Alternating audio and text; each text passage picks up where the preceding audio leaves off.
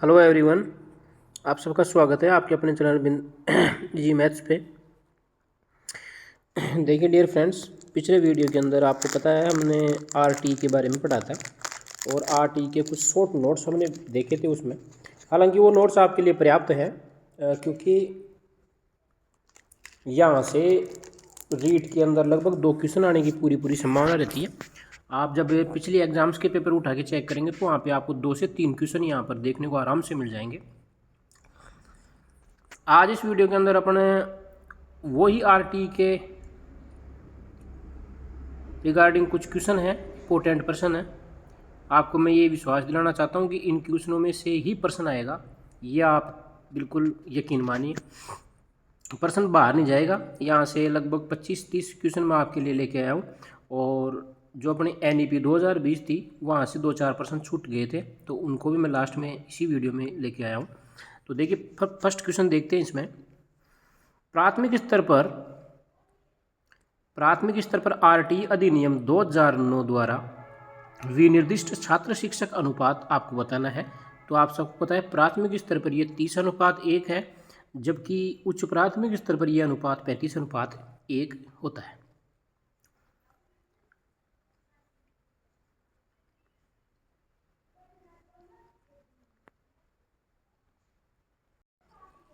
Question number 2 है friends, विद्यालय प्रबंधन समिति, जो आपकी विद्यालय प्रबंधन समिति है SMC, उसमें कुल सदस्यों में से कम सदस्य माता पिता या अभिभावक होने चाहिए।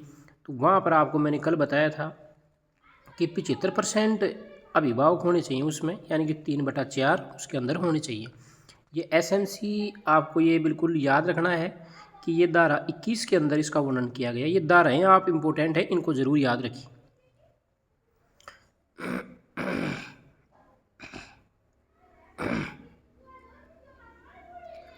नेक्स्ट क्वेश्चन देखिए, क्वेश्चन नंबर 3 है आपका, निःशुल्क और अनिवार्य शिक्षा अधिनियम 2009 वर्ग के बालकों को निःशुल्क और अनिवार्य शिक्षा को सुनिश्चित करता है।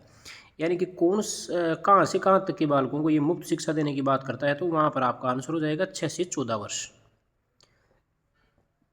क्वेश्चन नंबर 4 है, अगर एक उच्च प्राथमिक विद्यालय में कुल 130 विद्यार्थी नामांकित हैं, तब सरकार द्वारा उस विद्यालय में कितने अध्यापक स्वीकृत किए जाएंगे। तो वहाँ पर अध्यापक 4 हो जाएंगे, 30 पे 1 अध्यापक होता है।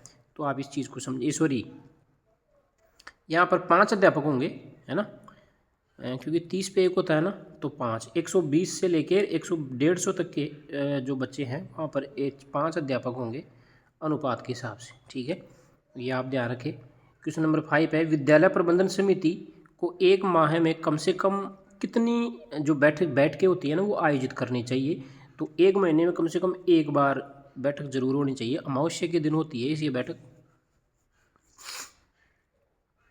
छठे प्रश्न में, आरटी अधिनियम 2009 की कौन सी धारा में ये उल्लेख है कि प्रत्येक राज्य में अपनी अपनी आरटी नियमावली बनाई जाएगी। तो ये धारा 35 के अंदर है, आप इसको देख लेना और दोबारा से पढ़ लेना। नेक्स्ट क्वेश्चन है, विश्व विद्यार्थी दिवस कब मनाया जाता है। तो क्वेश्चन नंबर 7 है फ्रेंड्स अपना। क्वेश्चन नंबर 7 के अंदर देखिए, यहाँ पर विश्व विद्यार्थी दिवस कब मनाया जाता है। तो यहाँ पर आपका जो विश्व विद्यार्थी दिवस है वो 15 अक्टूबर को मनाया जाता है। क्वेश्चन नंबर आपका नेक्स्ट है, यहाँ पे देखो एक क्वेश्चन छूट गया था बीच में, आगे आ जाएगा वो। क्वेश्चन अपन 9 देखते हैं, अगर किसी विद्यालय की विद्यालय प्रबंधन समिति में 12 सदस्य हैं तो उसमें महिला सदस्यों की संख्या कितनी होनी चाहिए। तो आपको सबको पता है कि SMC के अंदर धारा 21 के अंदर बताया गया था कि टोटल जो जितने सदस्य होंगे उनका 75% तो अभिभावक होंगे और टोटल सदस्यों का 50% उसमें महिलाएं होंगी। अगर 12 सदस्य हैं तो 6 उसमें क्या होंगी, महिलाएं होंगी, यानी कि 50% का मतलब हो गया 6। नेक्स्ट क्वेश्चन देखिए, भारत में शिक्षा के अधिकार की जो पहल की थी सबसे पहले वो किसने की थी। तो आपको सबको पता है सर्वप्रथम गोपाल कृष्ण गोखले ने भारत में शिक्षा के अधिकार को लेकर बात कही थी इन्होंने। नेक्स्ट क्वेश्चन है आपका 11वां, शिक्षा का अधिकार अधिनियम 2009 के अनुसार यदि कोई विद्यालय कैपिटेशन शुल्क लेता है, यानी कि प्रवेश शुल्क लेता है, तब उसके लिए दंड का प्रावधान है। लेकिन वो दंड कितना है तो वो सब आपने पढ़ा है, क्योंकि वो दंड है कैपिटेशन जो शुल्क ले रहा है विद्यालय उससे 10 गुना का अर्थदंड उसको दिया जाएगा। नेक्स्ट क्वेश्चन है आपका, राष्ट्रीय साक्षरता मिशन की शुरुआत कब हुई थी? तो ये राष्ट्रीय साक्षरता के मिशन की शुरुआत आपकी 1988 में की गई थी। 13वां प्रश्न, आरटीई अधिनियम 2009 के अनुसार आपको सही कथन बताना है। तो देखो, स्कूल कैपिटेशन फीस लगा सकते हैं तो ये तो गलत है। स्कूल प्रवेश के लिए स्क्रीनिंग प्रक्रिया का उपयोग कर सकते हैं, ये भी गलत है। यानी कि प्रवेश के लिए कोई भी एग्ज़ाम वगैरह कुछ नहीं लिया जाएगा। तो मतलब ना तो पहला और ना दूसरा, दोनों ही गलत हैं इसके अंदर। आरटीई के प्रावधानों के अनुसार राज्य के नोडल अकादमिक प्राधिकारी कौन होंगे? वो होंगे आपके SERT या SIERT। राज्य के हिसाब से बात कर रहे हैं तो SIERT, केंद्र के हिसाब से बात करें तो NCERT। ठीक है, ये आप ध्यान रखें।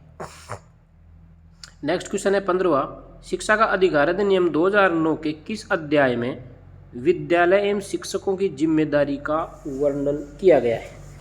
तो इसके अंदर आपको यहाँ पर इसमें आप देखिए, इसमें आपका जो आंसर हो जाएगा फ्रेंड्स वो हो जाएगा अध्याय 4 में। देखो, अध्याय 4 सबसे बड़ा अध्याय है और इसके अंदर जो धाराएँ आती हैं वो आती हैं आपकी 12 से लगाकर 28 तक। और जो अध्याय 3 है आपका, तीसरे अध्याय में धारा 6 से 11 तक आती हैं।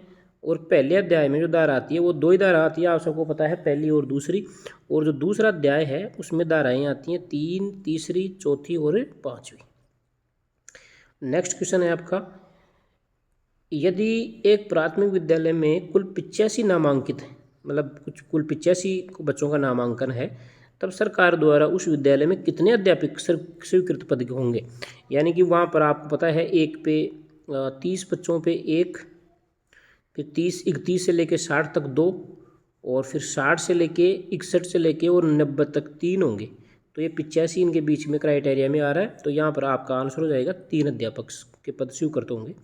आरटी 2009 की धारा 27 के अनुसार शिक्षक को निम्न में से किस कार्य में नहीं लगाया जाना चाहिए? तो यहाँ पर आपदा राहत कार्य में, प्लस पोलियो, 10 वर्षीय जनगणना और चुनाव कार्य के अंदर उसको नहीं लगाया जाएगा। आजकल तो लगाते हैं। नेक्स्ट देखिए, यहाँ पर आरटी 2009 के अनुसार एक शैक्षणिक वर्ष में कक्षा 1 से 5 हेतु कार्य दिवस और शिक्षण घंटों की न्यूनतम संख्या कितनी है? तो ये आपका जो आंसर हो जाएगा वो हो जाएगा आपका 200 कार्य दिवस होने चाहिए एक साल में, और 800 घंटे वहाँ पर होने चाहिए। आगे देखिए, आरटी की धारा 14, आरटी की जो धारा 14 है ये क्या सुनिश्चित करती है? तो आरटी की धारा 14 बच्चे के परिवेश के बारे में कहती है कि यदि किसी बालक की आयु का सबूत न होने के कारण विद्यालय में प्रवेश से इनकार नहीं किया जाएगा। ये आरटी की धारा 14 में लिखा गया है। ये मतलब आयु से संबंधित है धारा 14, और धारा 14 आपके अध्याय 4 के अंदर आती है। नेक्स्ट क्वेश्चन है आपका, आरटी अधिनियम 2009 की धारा 8 व 9 के प्रावधानों के अनुसार विद्यार्थी को अधिगम सामग्री उपलब्ध कराने का जो दायित्व है वो आपका किसका हो जाएगा? वो हो जाएगा आपका राज्य सरकार का। ये राज्य सरकार का दायित्व होता है। नेक्स्ट क्वेश्चन नंबर है आपका 21, शिक्षा का अधिकार अधिनियम के अनुसार, शिक्षा का अधिकार अधिनियम के अनुसार विशेष कक्षा के अंदर बच्चों का नामांकन किसके आधार पर किया जाएगा? तो वो होगा बच्चे की उम्र के आधार पर। यानी कि एडमिशन केवल और केवल बच्चे की उम्र के आधार पर ही दिया जाएगा, ये आपको ध्यान रखना है। यहाँ पर अगर हम बात करें नेक्स्ट क्वेश्चन 22 की, तो 22 नंबर क्वेश्चन कह रहा है कि आरटी में शिक्षकों की नियुक्ति के लिए योग्यताएं और अर्हताएं, सेवा शर्तें, ये 3 चीज़ें आपको कौन सी धारा के अंदर ये आपको बताया गया है? तो यहाँ पर आपका जो आंसर हो जाएगा वो हो जाएगा, यहाँ पर आपका आंसर हो जाएगा धारा 23।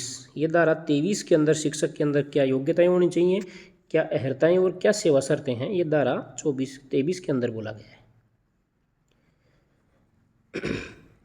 आप सबको पता है कि धारा 22 के अंदर क्या कहा गया है। धारा 22 में विद्यालय विकास के बारे में बोला गया है, ये भी आप ध्यान रखें। धारा 25 में छात्र शिक्षक अनुपात है। नेक्स्ट क्वेश्चन देखिए, आरटीई अधिनियम में राज्य सरकार के अनुसार वंचित समूह से संबंधित बालक से क्या तात्पर्य है, यानी कि आप किस बालक को कहेंगे कि ये वंचित समूह से संबंधित बालक है। तो वहाँ पर एक अनाथ बालक, ये भी सही है, युद्ध में वीरांगना का बच्चा, यानी कि युद्ध में कोई अगर शहीद हो जाता है तो उसके बच्चे, बालक या जिसके माता पिता अथवा अभिभावक HIV कैंसर से पीड़ित हों, या फिर बालक या अभिभावक कोई रोग से पीड़ित हो। तो देखो रोग का मतलब तो कोई भी रोग हो सकता है, ठीक है ना, तो ये गलत है, ये तो आपका क्या हो जाएगा, गलत। बाकी ये 3 चीज़ों में इस क्राइटेरिया में अगर कोई आता है बच्चा तो वो आपका वंचित समूह का बच्चा होगा। इसका मतलब यहाँ पे आंसर हो जाएगा आपका A, B और C। ऑप्शन नंबर 4 आपका इसके अंदर सही रहेगा। आरटीई अधिनियम 2009 की धारा 25, ये आपको बताना है किससे संबंधित है ये धारा 25। तो ये धारा 25 जो है ये अध्याय 3 के अंदर है, सॉरी ये अध्याय अपने 4 के अंदर है धारा 25। और यहाँ पर जो धारा 25 जो है ये छात्र शिक्षक अनुपात को बताती है, यानी कि इसमें छात्र और शिक्षक का अनुपात क्या होना चाहिए, ये लिखा हुआ है धारा 25 के अंदर। राष्ट्रीय सलाहकार परिषद का गठन, देखो ये कौन सी धारा में है, ये आपकी धारा है 33 में। कठिनाइयों को दूर करने की केंद्र सरकार की जिम्मेदारी होगी, कोई भी प्रॉब्लम आएगी शिक्षा के अंदर तो वो केंद्र सरकार की जिम्मेदारी होगी। ये अपने धारा 38 की उपधारा है ये 39, उसके अंदर लिखा गया है। देखो वैसे आरटी के अंदर धारा होती है ना वो 38 ही होती है। अगर ऑप्शन में ऐसे आए कि आरटी में टोटल धारा कितनी है, और अगर ऑप्शन में 38 है तो वो 38 ही सही होगा। हालांकि ये 39 हम इसलिए बोलते हैं टोटल धारा, क्योंकि एक 38वीं धारा के अंदर एक उपधारा बनाई है 39, इसलिए बाकी धारा 38 ही है इसके अंदर। फिर छात्र शिक्षक अनुपात 25 में है ही, और जो विद्यालय विकास की योजना है ये धारा 22 के अंदर इसका उल्लेख किया गया है। नेक्स्ट क्वेश्चन है 25, संस्था के बारे में पूछा है RSCERT का विस्तारित रूप। तो इसका विस्तारित रूप क्या हो जाएगा, इसका विस्तारित रूप हो जाएगा Rajasthan state council for education research and training, ठीक है, ऑप्शन नंबर 4 सही हो जाएगा। नेक्स्ट क्वेश्चन है आपका 26वां, निःशुल्क और अनिवार्य बाल शिक्षा का अधिकार अधिनियम 2009 की धारा 29 की उपधारा 1 द्वारा प्रदत्त शक्तियों का प्रयोग करते हुए केंद्र सरकार द्वारा किस संस्था को प्रारंभिक शिक्षा के लिए पाठ्यचर्या और मूल्यांकन प्रविधि निर्धारित करने हेतु अधिकृत किया गया था। तो देखो केंद्र सरकार की बात आएगी तो यहाँ पर आपका ऑप्शन सही हो जाएगा NCERT को किया गया था। नेक्स्ट क्वेश्चन 28 है, बालकों का निःशुल्क एवं अनिवार्य शिक्षा का अधिकार अधिनियम 2009 संशोधन हुआ था। इसमें आपको पता है 16वां संशोधन हुआ था, सॉरी 16वीं धारा के अंदर संशोधन किया गया था के तहत प्रत्येक शैक्षणिक वर्ष की समाप्ति पर किन कक्षाओं की नियमित परीक्षाएं ली जाएंगी। तो वो ऑप्शन हो जाएगा आपका 5वीं और 8वीं। 5वीं और 8वीं की जो परीक्षा है, जैसे कोई बच्चा 5वीं या 8वीं में है और अगर वो फेल हो जाता है ना तो उसकी 2 बार फिर से परीक्षा ली जाएगी। पहले तो ये था, ये नियम था, ठीक है ना, यानी कि उसको फेल नहीं किया जाएगा, 2 महीने बाद पुनः उसकी परीक्षा ली जाएगी। अगर बच्चा फेल होता है तो फिर से उसकी परीक्षा ली जाएगी। लेकिन अब ये संशोधन ये कर दिया है धारा 16 के अंदर कि अगर बच्चा 2 बार में भी फेल हो रहा है ना, तो फिर उसका कोई इलाज नहीं, उसको फेल ही किया जा सकता है। अब ये संशोधन हो गया है, तो ये आप ध्यान रखें। नेक्स्ट क्वेश्चन है आपका यहाँ पर, अब देखो ये राष्ट्रीय शिक्षा नीति के क्वेश्चन हैं, कुछ रह गए थे, बच गए थे, वो मैं यहाँ पर लेके आया हूँ। तो देखो राष्ट्रीय शिक्षा नीति 2020 में प्रस्तावित राष्ट्रीय मूल्यांकन केंद्र का नाम आप सबको पता है परख मूल्यांकन केंद्र स्थापना की गई। इसके तहत भारत ने सतत विकास के लिए 2030 के एजेंडे में ये जो लक्ष्य रखा गया है SDG 4 कब अपनाया। तो ये आपका जो है इसका जो आंसर हो जाएगा वो हो जाएगा 2020 के अंदर। नेक्स्ट क्वेश्चन है, नई शिक्षा नीति लागू करने वाला भारत का पहला जो राज्य है वो है आपका कर्नाटक। आगे, नई शिक्षा नीति 2020 के अनुसार कक्षा 5 के विद्यार्थियों के लिए शिक्षा का माध्यम क्या होगा?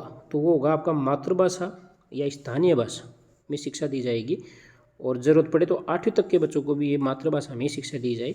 NEP 2020 के अनुसार ECC का पूर्ण रूप क्या है?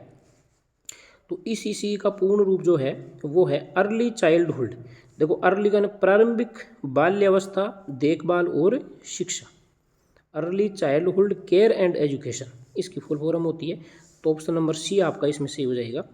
नेक्स्ट क्वेश्चन है, समग्र शिक्षा योजना का उद्देश्य समान एवं समावेशी कक्षा वातावरण के साथ गुणवत्तापूर्ण शिक्षा सुनिश्चित करना है। ये उद्देश्य किस सतत विकास लक्ष्य SDG के अनुसार है? तो ये SDG 4 के अनुसार है।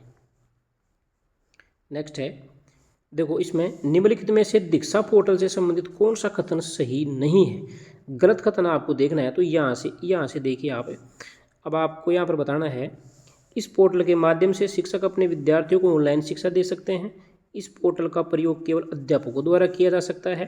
राष्ट्रीय डिजिटल अवसंरचना को उनकी NCERT पुस्तकों में दिए गए QR कोड से स्कैन के बाद एक्सेस किया जा सकता है।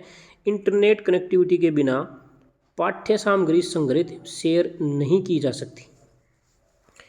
तो इसमें आपका जो है कौन सा सही है, या ये आपको पूछा है इसके अंदर कौन सा कथन सही नहीं है? तो इसके अंदर जो आपके कथन सही नहीं है वो देखो, यहाँ पर पहला कथन तो क्या है, बिल्कुल सही है। पोर्टल के माध्यम से विद्यार्थियों को ऑनलाइन शिक्षा दी जा सकती है। इस पोर्टल का प्रयोग केवल अध्यापकों द्वारा ही किया जा सकता है, तो ये भी सही है। परख का उपयोग अध्यापक ही कर सकते हैं। राष्ट्रीय डिजिटल अवसंरचना NCERT की पुस्तकों में दिए गए QR कोड आजकल आते हैं, उनसे हम सॉल्यूशन देखा जा सकता है। ये भी तीनों सही हैं।